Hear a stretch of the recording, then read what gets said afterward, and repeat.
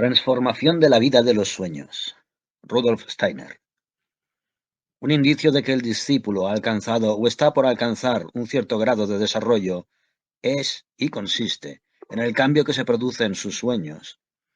Antes los sueños eran confusos y caprichosos. Ahora comienzan a tener un carácter ordenado. Las imágenes se tornan coherentes e inteligibles como lo son las representaciones de la vida diaria, pudiendo discernirse en ellas leyes, causas y efectos. El contenido mismo de los sueños, igualmente, cambia. En tanto que anteriormente sólo se percibían reminiscencias de la vida diurna, impresiones modificadas del mundo circundante o de los estados del propio cuerpo, ahora se suscitan imágenes de un mundo antes desconocido. Al principio no se altera el carácter general de la vida de los sueños, es decir, estos siguen distinguiéndose de las representaciones de la vigilia por la peculiaridad de que anuncian simbólicamente lo que quieren expresar. El observador atento no dejará de notar este carácter simbólico de los sueños. Se sueña, por ejemplo, haber agarrado un animal repugnante y se siente en la mano una sensación desagradable. Despertando, se descubre que se envuelve en la mano una punta de la frazada. La percepción no se presenta, pues, en toda su realidad, sino por medio de esa imagen simbólica. O quizás se sueña en que se huye de un perseguidor, lo que infunde miedo, y al despertar uno advierte que durante el sueño se tuvo un exceso de palpitaciones del corazón. También la digestión pesada engendra sueños inquietantes.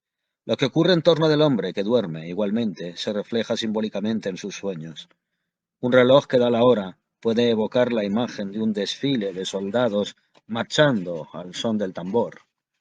Una silla que cae puede dar origen a todo un drama soñando en el que el ruido producido por la caída se refleja como un disparo. Y así podríamos continuar.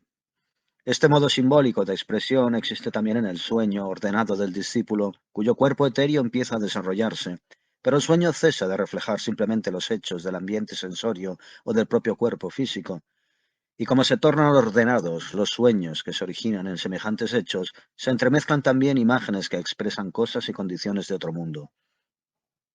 Se trata de las primeras experiencias inasequibles a la conciencia ordinaria. Empero, no se debe pensar que el verdadero místico tomará lo experimentado en tales sueños como base de mensajes auténticos de un mundo superior. Ello deberá considerarse simplemente como primeros indicios del desarrollo superior. Como resultado ulterior, pronto se verá que las imágenes de los sueños del discípulo ya no se sustraen como antes a la juiciosa dirección de la facultad intelectual, sino que ésta las regula y ordena tal como lo hace con las representaciones e impresiones de la vigilia, de modo que se desvanece más y más la diferencia entre la conciencia que corresponde al sueño y la del estado de vigilia. El que sueña está entonces despierto, en toda la extensión de la palabra, es decir, se siente dueño y en completo dominio de las imágenes que se le presentan. Al estar soñando, el hombre se encuentra efectivamente en un mundo distinto del que sus sentidos físicos, pero mientras no tenga sus órganos espirituales desarrollados, solo es capaz de formarse respecto de ese mundo las consabidas ideas confusas. Ese mundo no tiene para él más realidad que la que tendría el mundo sensible para un ser apenas dotado de las formas más rudimentarias del ojo. Por esta razón, el hombre no puede ver en aquel mundo más que las reminiscencias y reflejos de la vida común. Estos le son perceptibles durante el ensueño por el hecho de que el alma misma entreteje sus percepciones diurnas en forma de imágenes en la sustancia que constituye aquel otro mundo. Hay que tener presente que el hombre, paralelamente con su vida diurna consciente, vive una segunda vida inconsciente en el referido otro mundo. Graba en él, en forma de huella, todo cuanto percibe y piensa. Estas grabaciones solo se tornan visibles cuando las flores del loto están desarrolladas. Ahora bien, en todo ser humano existen ciertos sutiles rudimentos que no le permiten percibir nada durante la vigilia, pues las impresiones que recibe son demasiado débiles. Esto se explica por razones similares a las que no nos permiten ver las estrellas durante el día. Su visibilidad se extingue por el potente esplendor del sol. Del mismo modo, las débiles impresiones espirituales no pueden hacerse sentir frente a las poderosas impresiones que reciben los sentidos físicos. En cambio, durante el sueño, cerradas las ventanas de los sentidos físicos, aquellas impresiones se manifiestan confusamente, y el que sueña se percata entonces de lo experimentado en otro mundo. Pero como ya se ha explicado, estas experiencias en sí no son más que aquello que la actividad representativa misma, ligada a los sentidos físicos, ha grabado en el mundo espiritual. Solo las desarrolladas flores de loto hacen posible que mensajes no pertenecientes al mundo físico puedan grabarse. Y por medio del desarrollo del cuerpo etéreo se adquiere entonces la plena conciencia de tales grabaciones procedentes de otros mundos. Con ello comienza la comunicación del hombre con otro mundo.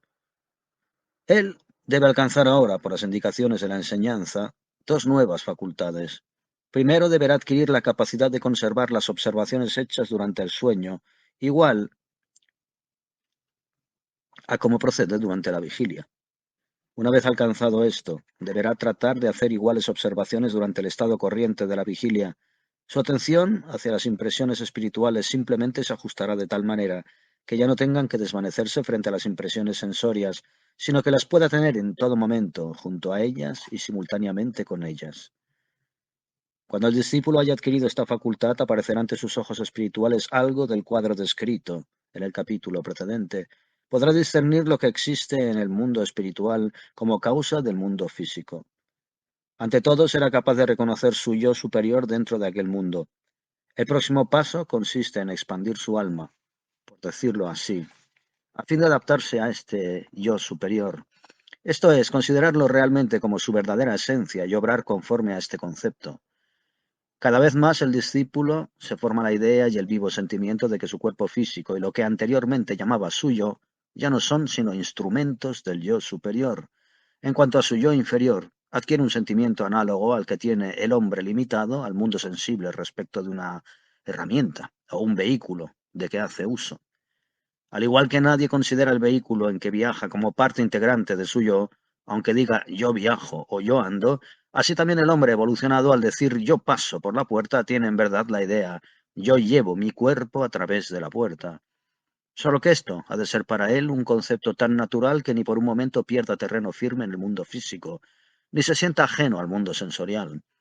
Si el discípulo ha de evitar el convertirse en hombre iluso o soñador, no debe empobrecer su vida en el mundo físico, sino enriquecerla por la conciencia superior, tal como la enriquece el que se vale de un tren en vez de sus pies para recorrer cierta distancia. Cuando el discípulo se haya elevado a tal vida en su yo superior, o más bien ya durante el proceso de adquisición de la conciencia superior, aprenderá cómo despertar el poder perceptivo espiritual en el órgano junto al corazón y cómo dirigirlo mediante las corrientes descritas en el capítulo precedente. Este poder perceptivo es un elemento de una sustancialidad superior que emana de dicho órgano y con hermoso resplandor fluye a través de las flores del loto en movimiento y de los demás conductos del desarrollado cuerpo etéreo. De allí irradia hacia el mundo espiritual circundante, haciéndolo espiritualmente visible, al igual que la luz solar, al caer sobre los objetos materiales, los torna físicamente visibles. La apreciación de cómo se genera este poder perceptivo en el órgano junto al corazón no se alcanza sino en el curso mismo de su paulatino desarrollo. En realidad, el mundo espiritual en su conjunto de seres y objetos solo será claramente perceptible para un hombre que, de la referida manera, pueda proyectar este órgano de percepción por todo su cuerpo etéreo y hacia el mundo exterior para iluminar los objetos. Esto nos lleva a emprender que el pleno conocimiento de un objeto del mundo espiritual solo es posible si el hombre mismo proyecta sobre aquel la luz espiritual. Tengamos presente que el yo, que crea este órgano de percepción, no mora dentro del cuerpo humano físico, sino fuera de éste, como hemos mostrado. El órgano de la región del corazón no es sino el sitio donde el hombre enciende desde fuera este órgano de luz espiritual. Si lo encendiera en otra parte, las percepciones espirituales realizadas por este órgano carecerían de relación con el mundo físico. Pero el hombre debe ser consciente de la relación de todo lo espiritual superior con el mundo físico, haciéndolo obrar por mediación de sí mismo sobre este último. Es precisamente el órgano junto al corazón por cuyo medio el yo superior hace del yo sensorio su instrumento, sirviéndose de éste por acción de ese órgano. Ahora bien, el sentimiento que el hombre evolucionado tiene frente a las cosas del mundo espiritual difiere del que experimenta el hombre sensorio frente al mundo físico. El hombre sensorio tiene la sensación de encontrarse en determinado lugar del mundo sensible y que los objetos que percibe están fuera de él. En cambio, el hombre espiritualmente evolucionado se siente como identificado con el objeto espiritual de su percepción, como dentro de él. En realidad anda de un sitio a otro del espacio espiritual, por lo que en el lenguaje de la ciencia oculta se le llama también el viandante. Carece de hogar, mas si permaneciera en ese estado de mero andar, no podría precisar objeto alguno en el espacio espiritual. Así como un objeto o sitio en el espacio físico se define relacionándolo con algún punto de referencia, así también hay que hacerlo en ese otro mundo. Allí también el hombre tiene que escoger un determinado sitio, examinarlo con detenimiento y apoderarse espiritualmente de él. En este sitio debe establecer su hogar espiritual y luego relacionar todo lo demás con ese lugar. También el hombre que vive en el mundo físico lo ve todo desde el punto de vista de su pueblo o ciudad, de manera que un berlinés da de Londres una descripción distinta que un parisiense. No obstante, las condiciones del hogar espiritual son en cierto modo otras que las de la patria física. Hemos nacido en esta última sin nuestra participación consciente y en ella durante la juventud nos hemos asimilado instintivamente ciertas representaciones que en adelante proyectan su luz sobre todo, involuntariamente. En cambio, el hogar espiritual ha sido formado por el discípulo con plena conciencia. Por tanto, con este hogar como base, formará su juicio en plena y lúcida libertad. Este fundar de un hogar espiritual se llama, en lenguaje de la ciencia oculta, construirse un albergue. En este grado de desarrollo, la visión espiritual se extiende primeramente a las contrapartes espirituales del mundo físico, en cuanto se hallen en el llamado mundo astral, donde se encuentra todo lo que es de naturaleza similar a los instintos, sentimientos, pasiones y deseos humanos, pues a todos los objetos sensoriales del mundo circundante del hombre corresponden también fuerzas afines a esas calidades humanas. Un cristal, por ejemplo, recibe su forma por fuerzas que, para la visión superior, aparecen similares a un impulso que se manifiesta en el hombre. Fuerzas de esta índole hacen que la savia fluya por los vasos de la planta, que las flores se abran y las cápsulas de las semillas revienten. Para los órganos desarrollados de la percepción espiritual, todas estas fuerzas cobran forma y color al igual que los objetos del mundo físico tienen forma y color para el ojo físico. En la referida fase de su desarrollo, el discípulo ve no solamente el cristal o la planta, sino también las fuerzas espirituales caracterizadas. Los instintos le son perceptibles no solamente por las manifestaciones vitales externas de hombres y animales, sino también directamente como objetos, tal como ven mesas y sillas en el mundo físico. Todos los instintos, impulsos, deseos y pasiones de un animal o de un ser humano se perciben como la nube astral o aura que los envuelve. Además, el clarividente percibe en este grado de su desarrollo cosas que se subtraen en parte o por completo a la apreciación sensoria. Notará, por ejemplo, la diferencia astral entre un recinto lleno de gente de baja mentalidad y otro en que se hallan personas de espíritu elevado. La atmósfera de un hospital, no solamente la física, sino también la espiritual, se distingue de la de un salón de baile. Una ciudad comercial tiene otra atmósfera astral que una ciudad universitaria. En las fases iniciales de la clarividencia, la facultad perceptiva frente a semejantes fenómenos está poco desarrollada. Su relación con las percepciones mencionadas más arriba será igual a la relación del grado de conciencia del ensueño con la conciencia de la vigilia del hombre sensorio, pero el despertar llegará a ser completo también en este grado de desarrollo. La más alta conquista del clarividente que ha alcanzado el caracterizado grado de visión es la que le revela las réplicas astrales de los instintos y pasiones de los animales y seres humanos. La acción cariñosa va acompañada de un fenómeno astral muy distinto del de una acción inspirada por el odio. El deseo insensato, aparte del fenómeno en sí, se exterioriza por una réplica astral repugnante, mientras que un sentimiento engendrado por una aspiración noble produce una réplica hermosa. Durante la vida terrenal, estas réplicas solo son débilmente visibles, pues esta vida en el mundo físico afecta su intensidad. Por ejemplo, el deseo de obtener una cosa, aparte de la forma misma bajo la cual este deseo aparece en el mundo astral, produce semejante réplica, pero si el deseo halla su satisfacción por la obtención del objeto físico, o si al menos existe la posibilidad de satisfacerlo, la imagen correlativa no pasa de débil vislumbre. No adquiere su plena intensidad hasta después de la muerte del individuo, cuando el alma por su naturaleza sigue abrigando tal deseo, sin poder ya satisfacerlo porque le faltan tanto el objeto como el órgano corpóreo. Por ejemplo, el hombre de inclinaciones sensorias continúa teniendo después de la muerte el deseo de darle gusto a su paladar, pero le falta la posibilidad de satisfacer ese deseo porque ya no tiene paladar. Esto da por resultado que el deseo engendre una contraimagen particularmente intensa, por la que el alma se sentirá atormentada. Las experiencias suscitadas después de la muerte por las contraimágenes de la naturaleza anímica interior se las llama las experiencias en el reino anímico, especialmente en el lugar del deseo. Estas experiencias solo se desvanecerán cuando el alma se haya depurado de todo deseo dirigido hacia el mundo de los sentidos. Solo entonces ascenderá a regiones superiores al mundo del espíritu. Si bien esas réplicas astrales son débiles durante la vida terrenal, no por ello dejan de estar presentes, acompañando al hombre como predisposición a ceder a los deseos, lo mismo que al cometa su cola. El clarividente puede percibirlas si ha alcanzado el grado respectivo de desarrollo. Por semejantes experiencias y todas las que guardan afinidad con ellas, pasa el discípulo durante el estado descrito.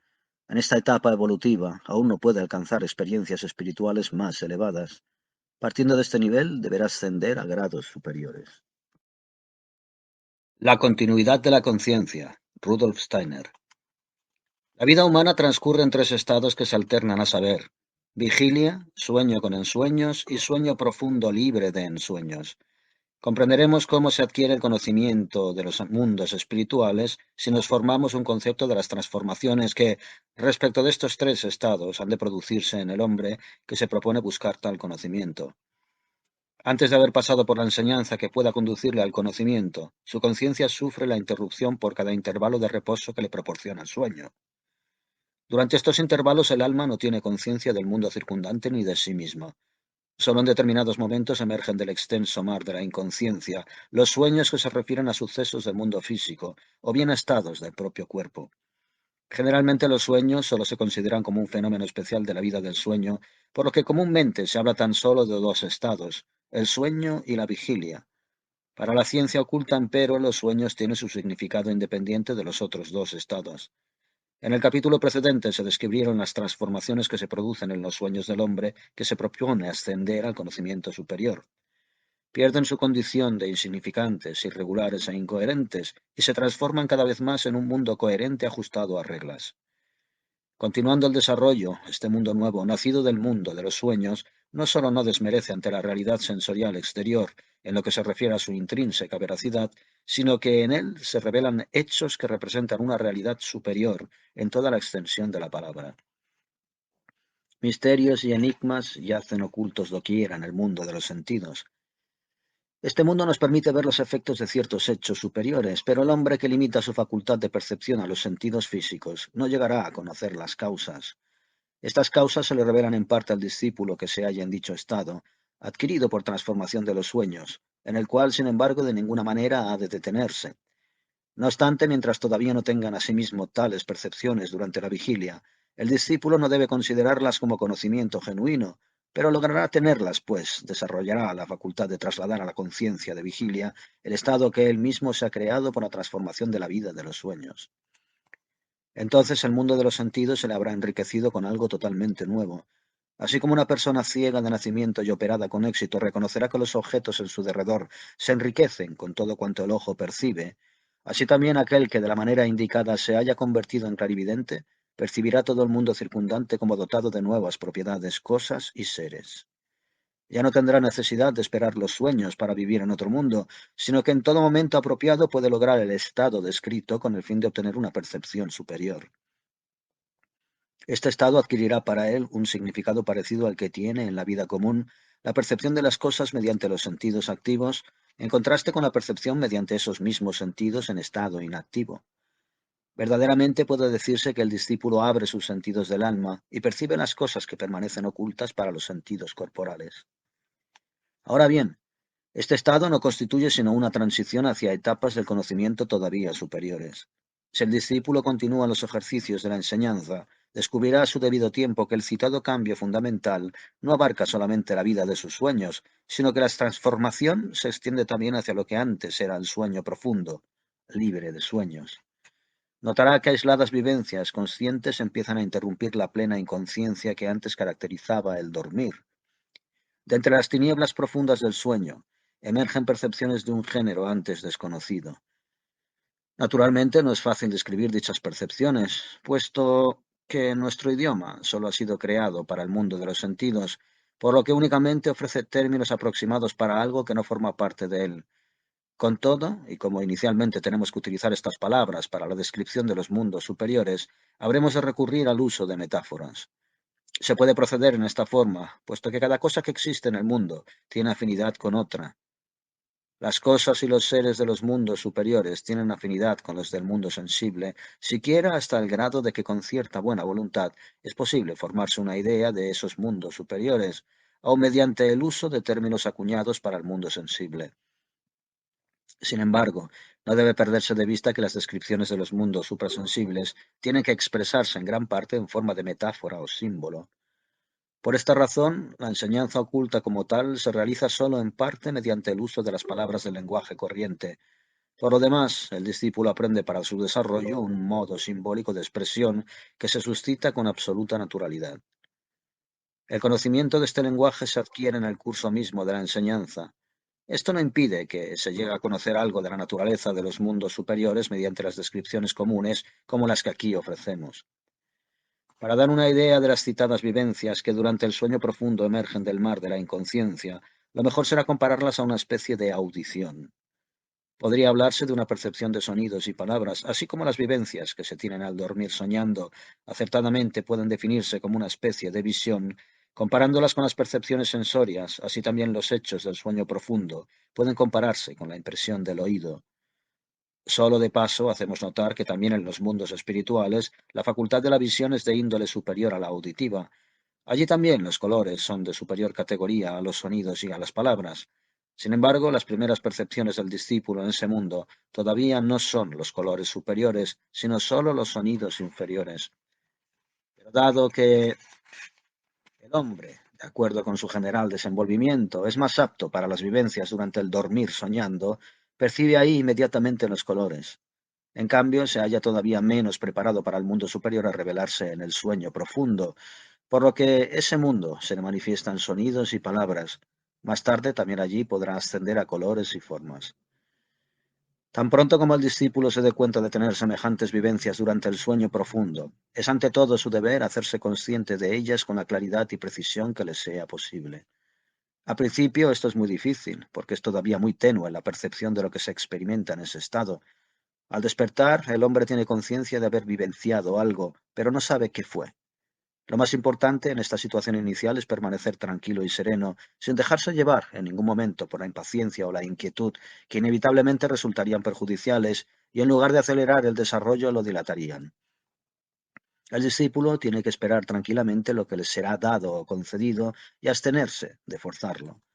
Si en un momento dado no logra tener conciencia de vivencias durante el sueño, ha de esperar con paciencia hasta que esto le sea posible y puede estar seguro de que tal momento llegará. Si aguarda con paciencia y serenidad, la facultad perceptiva se convertirá en posesión segura, en tanto que, si surgiera momentáneamente como resultado de un proceder impetuoso, quizás se perdería del todo por mucho tiempo. Una vez adquirida esta facultad perceptiva y lograda la clara y lúcida conciencia de lo vivenciado durante el sueño, el discípulo deberá dirigir su atención hacia lo siguiente. Las experiencias en cuestión son de dos clases claramente diferenciadas. Una será totalmente ajena a todo cuanto jamás haya conocido. Son vivencias que pueden ser fuente de alegría, pueden resultarle placenteras, pero por lo demás no deberá darles mucha importancia. Ellas representan los primeros preanuncios del mundo espiritual superior, en el que el discípulo no podrá orientarse sino más adelante. En la segunda clase de vivencias, el observador atento notará cierta afinidad con el mundo común en que vive, lo que en la vida le hace reflexionar, lo que en el mundo circundante él quisiera comprender sin que le sea posible con su intelecto común. Para todo esto le dan la clave sus vivencias durante el sueño. Durante su diario vivir, el hombre reflexiona sobre lo que le circunda, se forma ideas que le permiten comprender las correlaciones que existen entre las cosas, trata de formarse conceptos para comprender lo que perciben sus sentidos. Lo que él vivencia durante el sueño se refiere a tales ideas y conceptos. Lo que antes eran conceptos oscuros y nebulosos, cobran ahora sonoridad viviente que no se puede comparar sino a los sonidos y palabras del mundo de los sentidos. Cada vez más le parecerá al discípulo como si la solución de los enigmas que le inducen a reflexionar le fuese susurrada en sonidos y palabras desde un mundo superior, y será capaz de relacionar con la vida común lo que así le llega de otro mundo. Lo que antes solo era accesible a su pensamiento, ahora se convierte en vivencia tan clara y sustancial como pueda ser la experiencia más vívida del mundo de los sentidos. Las cosas y los seres de este mundo no son en manera alguna meramente lo que parecen ser a la percepción sensorial, son expresión y efluvio de un mundo espiritual. Este mundo del espíritu, antes oculto para el discípulo, ahora resuena para él desde todo el mundo circundante. Fácil es de comprender que esta facultad perceptiva superior solo resultará benéfica para el hombre si los sentidos anímicos que se le han despertado están en perfecto orden. Lo mismo que los órganos sensoriales ordinarios solo son útiles para la verdadera observación del mundo si se hallan regular y normalmente constituidos. En verdad, es el hombre mismo quien desenvuelve estos sentidos superiores mediante los ejercicios indicados por la enseñanza. Uno de estos ejercicios consiste en la concentración, esto es, el enfoque de la atención sobre ideas y conceptos bien definidos, relacionados con los misterios del universo. Otro ejercicio es la meditación, que significa vivir en tales ideas, el abandonarse totalmente a ellas de la manera correspondiente. Mediante la concentración y la meditación, el hombre influye en el estado de su alma y desarrolla en ellas los órganos anímicos de percepción. Mientras se dedique a las exigencias de la concentración y de la meditación, su alma va creciendo dentro de su cuerpo, lo mismo que el embrión crece en el seno de la madre. Cuando finalmente durante el sueño se producen las distintas vivencias que hemos descrito, se acerca el momento del nacimiento del alma libre, literalmente convertida en un nuevo ser, que el hombre hace germinar y madurar en sí mismo. Por eso mismo, los esfuerzos de concentración y meditación requieren de cuidadosa y exacta observación, porque constituyen las leyes inherentes a la germinación y al madurar de aquel ser anímico superior del hombre. Dicho ser anímico debe aparecer en su nacimiento como organismo armonioso y correctamente estructurado. Cualquier desacierto en la observación de las reglas hace que en lugar de un ser normal, resultaría en la esfera espiritual un parto deforme, incapaz de poder vivir. Se comprenderá que el nacimiento de este ser anímico superior se produzca inicialmente durante el sueño profundo si se tiene en cuenta que este organismo, tenue y todavía poco resistente, en caso de aparecer durante la vida diurna, no podría sostener contra los bruscos y desapacibles sucesos de esta vida. Su actividad quedaría anulada frente a la del cuerpo. Durante el sueño, en cambio, cuando el cuerpo descansa, en cuanto que su actividad depende de la percepción sensorial, puede sobreponerse la actividad del alma superior, tan delicada y sutil al principio. De nuevo, hay que tener presente que el discípulo no debe considerar como válido conocimiento dichas vivencias obtenidas durante el sueño, hasta que no sea capaz de trasladar su alma superior, ya despierta, también a la conciencia de vigilia. Una vez adquirida esta capacidad, le será posible aún durante y dentro de su vida diurna percibir el mundo espiritual según su propio carácter, es decir, concebir anímicamente como sonidos y palabras los secretos de su mundo circundante. En esta fase de su desarrollo, el discípulo tiene que tener presente que se encuentra por lo pronto ante vivencias espirituales más o menos aisladas, que entre sí no guardan relación. Tiene pues que abstenerse de construir con base en ellas sistema alguno de conocimiento definitivo, ni siquiera correlacionado, pues en tal caso se anidarían en el alma toda clase de conceptos e ideas fantásticas y fácilmente se llegaría a construir un mundo que nada tendría que ver con el verdadero mundo espiritual. El discípulo tiene que practicar, por cierto, constantemente el más riguroso dominio y control de sí mismo. El método más correcto consiste en tratar de comprender cada vez más claramente las distintas vivencias genuinas y en esperar que espontáneamente le lleguen otras que puedan vincularse con las precedentes. En virtud de las fuerzas del mundo espiritual en que él ha entrado y por medio de los ejercicios correspondientes, se produce en el discípulo una ampliación cada vez más pronunciada de la conciencia durante el sueño profundo. Más y más vivencias emergen de la inconsciencia y son cada vez más cortos los periodos inconscientes de la vida del sueño. En esta forma van encadenándose cada vez más las distintas experiencias durante el sueño, sin que esta verdadera unión se vea perturbada por toda clase de combinaciones y conclusiones que, en todo caso, tendrían su origen en un intelecto acostumbrado al mundo de los sentidos. Cuanto menos se entremezclen indebidamente los hábitos de pensar de este mundo material en las vivencias superiores, tanto mejor será. Conduciéndose así, el discípulo va acercándose gradualmente a la etapa del sendero del conocimiento superior que le permita transformar en estados plenamente conscientes los antes inconscientes de la vida del sueño. Durante el reposo del cuerpo vivirá dentro de un estado tan real como lo es el de la vigilia. Huelga decir que al principio la realidad en que se vive durante el sueño es distinta de la del mundo físico circundante en que se halla el cuerpo. El discípulo aprende, y ciertamente tiene que aprender a relacionar con el mundo físico circundante sus experiencias superiores obtenidas durante el sueño, si no quiere dejar de pisar terreno firme dentro del mundo sensible y convertirse en iluso. El mundo que se vivencia durante el sueño es ante todo una revelación enteramente nueva. Esta etapa importante del desarrollo, que consiste en el estar consciente durante el sueño, se llama en la ciencia espiritual continuidad de la conciencia. El hombre que haya alcanzado este grado de desarrollo no deja de tener vivencias conscientes durante los periodos en que su cuerpo físico se encuentra en reposo y en los que su alma no reciba impresiones mediante los órganos sensorios.